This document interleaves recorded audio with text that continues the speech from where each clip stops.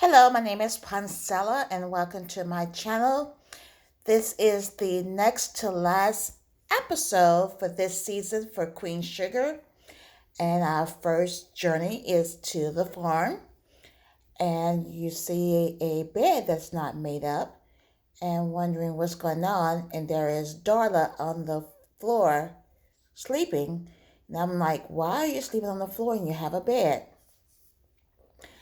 And we next stop we make is to Vive's house, and Hollywood is admiring his wife, liking to see her relaxing for a change.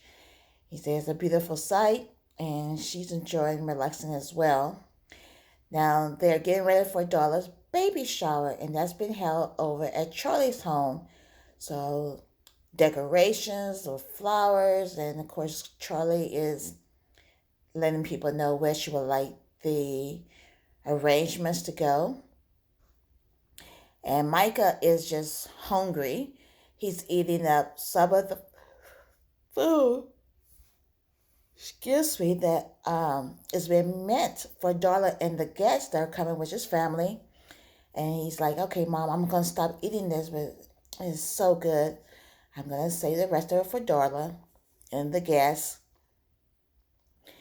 And then Charlie's thinking about, soon I'll be leaving this house to go on the road to start my campaign. And look here, I never thought, so I was wrong, I will admit it. I never thought we would see Baby Blue again, but Baby Blue is back to visit for his unborn baby sister, baby shower. So he is talking to his mom and dad. Next up is Nova's house. There's a slight little light knock. It's her neighbor Dominique, who has brought her, I guess that's coffee and a muffin. And she's letting him know that she is on her way to a baby shower. So he was telling her that he wanted her to make sure she has a good time. And then she invited him to go with her. And that way he can have a good time as well. Now we see Billy has a new wig this week. And I was wondering where in the world was she and Mr. Prosper going dressed alike? Well, they were getting ready also for Darla's baby shower. So her dad is happy that she's sticking around, as life in Chicago is a little more complicated than she let on. Now Blue is being measured, and he's like excited that he has grown since he was last at the farm. And he was saying once the baby gets here, then we could be marking on the opposite door opening for her. So Darla and Ralph Angel know they're going to have to tell Blue what's going on. So Ralph Angel told Blue to come with him so they can have like a man-to-man talk. So they leave Darla, who looks like a whale. Of course, it's a fake prosthetic, a belly to make her like she's pregnant. So, trying to remember what happened here. Oh, Vi arrived first. She and Hollywood arrived first to Charlie's home. And she reminded Charlie, you told me not to do any cooking, but I could not let my baby Blue come into town without me cooking his favorite things. So as they're walking the acres of land, Blue is like, I can sense something is wrong, because when he was in the house, he was like, why do we have all these boxes? What's going on? And they wouldn't, Rev Angel nor Darla would say anything. So now they're out in the field, Blue was like, come on, shoot it straight to me, because I'm not a kid anymore. I'm growing up. And Ralph Angel was like, I did something that I regret. It was something that I did trying to make ends meet for the family. Because even Blue realized, did the crop not do well? And Reverend Angel had to let him know that, yeah, we're going to have to leave the farm for a little bit, but hopefully that will not be a long time away. We can come back. So Darla is letting the boys know, come on, guys, it's time for us to be headed toward Charlie's for the baby shower. So they are gathered at Charlie's home, and Blue is telling them about his adventures so far in Washington, D.C. So everybody is amazed and enthusiastic to hear what Blue had to say. And he gets a hug from Vi. And here comes Nova and her neighbor Dominique. They arrive, and she's introducing him to first Micah, her first eldest nephew, and then to Blue. Now Blue said, I need you to take this clothespin because we're going to do a game. And what the game is going to tell is if you cross your arms or your legs, then you're going to lose your clothespin. And whoever has the most clothespins at the end of the game win. So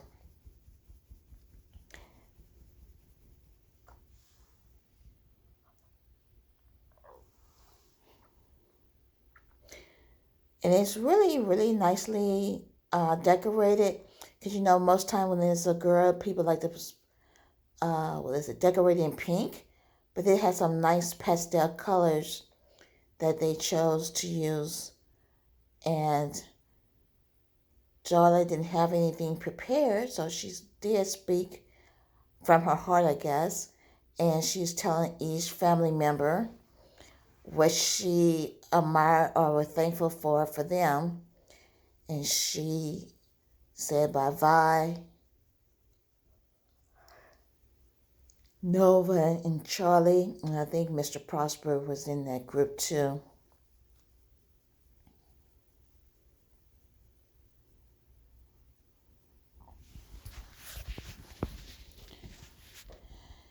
All right, Darla again is thanking her family for their attendance.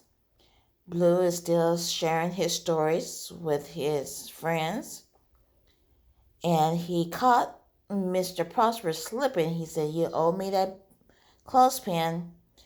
Now, Nova and her friend are in the kitchen washing dishes.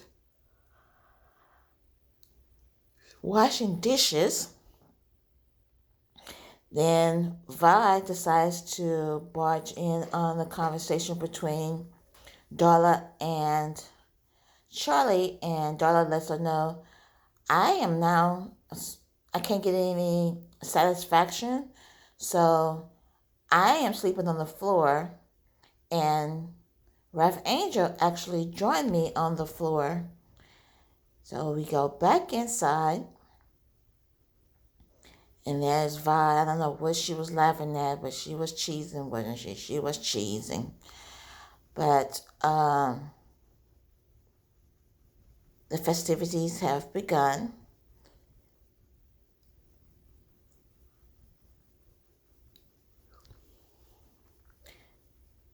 And Nova decided to go look for Micah, and she finds him in his room. And she asked him why was he there. And he said, well, I didn't think anybody would have noticed, so I just slipped out. But he confided in his aunt. Now this one I did get right because I knew, the person who plays the young man who plays the Micah character is actually gay in real life.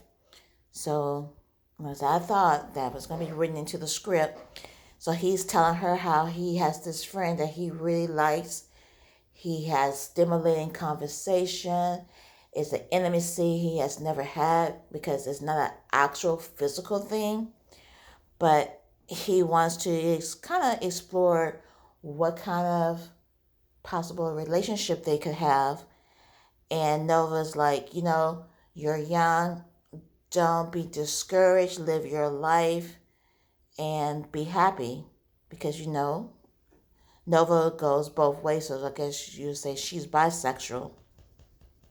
Well, Ref Angel is talking to everybody in attendance and saying that they need to all put the settlement money together. Now, remember, all of the farmers got $40,000, the ones that did apply for the forgiveness loan, I guess you would call it. But Billy is explaining to those in attendance that if you guys put your resources and the next person give their settlement resources, you guys can actually have a way of possibly keeping your farm and have it marked as a historical factor. But it's like Blue can't do no wrong. They just think he's the cutest little thing since sliced bread. But I'm sure it's white bread, not wheat, and I have to. Uh-oh. All right. Darla is talking with Charlie and Vi, and they both said, we know that you and Ref Angel are, what is it? They're grown, and they're trying to work things out for themselves, but we are family, and we know that you guys are going to have to move. So Vice told her that, I have a big empty bedroom that you guys can stay in, and it's big enough that you won't feel like the walls are closing in on you. You can also have the baby in that room. Charlie tells her that, I'm getting ready to start doing my political campaign for Congress. So I'm going to be away from this house. It's going to be empty. Micah's going to be back at college. So you're more than welcome, you and Ref Angel, to stay here. And Darla had tears coming down her face because she remembers when her life wasn't as structured as it is now, when she was still out there lost in the street, feeding her addiction. But now she is clean and sober.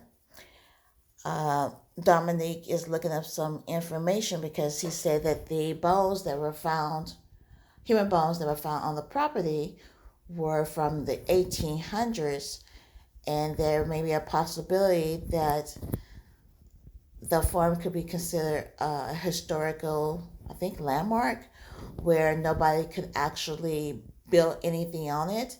It has to be used as a farm for crops. So Nova's like, wow, you know what? I wrote something in my book, and I think we're not giving up. So I think we're gonna go ahead and pursue this with your help of your students. So he's like, yeah, if you want the help, then yeah, I would love to see that we can save the farm. Now, Michael returns back from the baby shower. He has a large brown paper bag, and he walks up to Isaiah's room. I was waiting for him to knock. Knock never came. He started writing on the whiteboard, let him know that if he gets hungry, there's some food. And then he lives right across the hall, so he decides to go ahead and go inside his I guess it's dormitory room. Darla is relaxing on the couch, and here comes Ralph Angel saying that Blue, that boy there, is something else. And Darla decides to share that, we got a little time, but not much time, but we have another place to go where we could possibly save our money to get something later. But Vi offers her one of her bedrooms that's large enough to accommodate a baby, or we could stay at Charlie's. But you know what? There's nobody there, and Darla is feeling like she'll feel more comfortable with Vi, and she and Vi can continue to build on their relationship. So basically, Ralph Angel's like, whatever makes you happy, I'll be happy with a Darla. So she said, I think it's going to be Vi. We're going to move in with Vi.